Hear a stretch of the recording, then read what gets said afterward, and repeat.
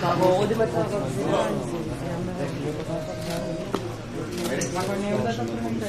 Абе, не са тука си да не стране, исто така.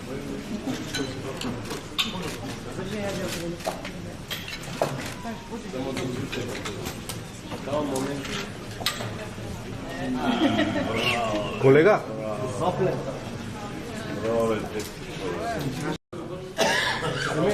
Пака ти а?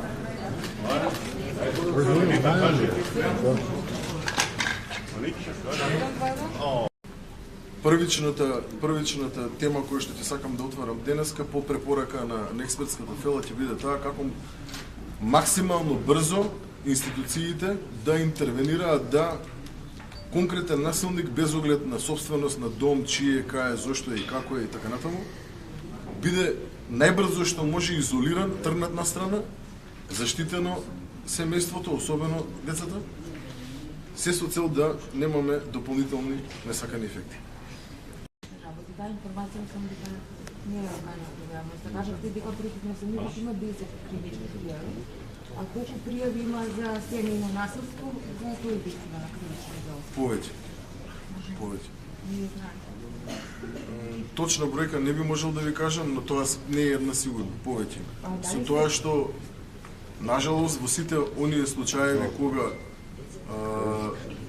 жртвата побарала помош од Министерството за внатрешни работи, по укажување на интервенција од страна на Министерството за внатрешни работи, секогаш истата ја повлекувала изјавата. И тоа е еден од најголемите проблеми кои што ги имаме.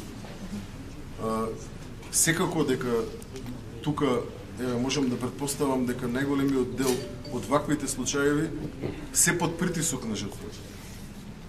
Се извинувам, се под притисок на насилникот и не можеме да во никој случај ја окривиме жртвата зошто ја повлекла изјавата која што ја дала.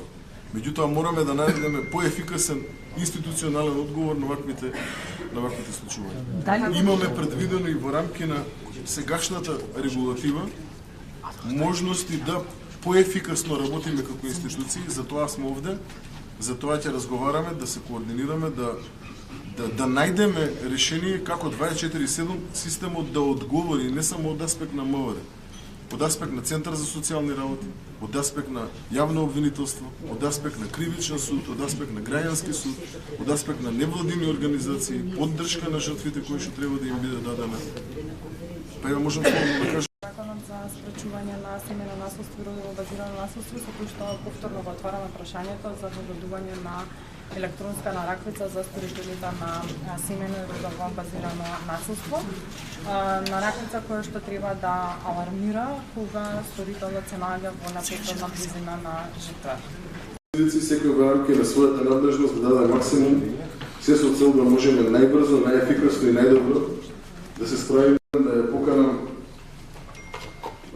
председателката на Хелсиншкиот комитет за човекови права во Македонија, господјата Неда Здраве, професор Горд.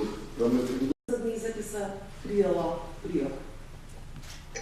Во оваа смисла зборуваме и ќе зборуваме за тоа дека надлежните државни органи се органи од луѓе. Долги години се соочува, работи и обезбедува помош и поддршка на жртвите на родово базирано и на семејно насилство. И знае работите како функционираат од страната на жртвата. Нашите статистики не се само статистики, нашите статистики имаат имена и презимија, имаат ликови.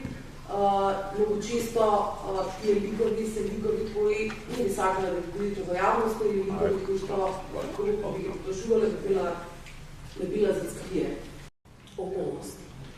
Нашите надлежни органи покажуваат дека тогаш кога има желба, волја да се спроведат одредени заложби, да се спроведат одредени политики и работите да се постават приоритетно,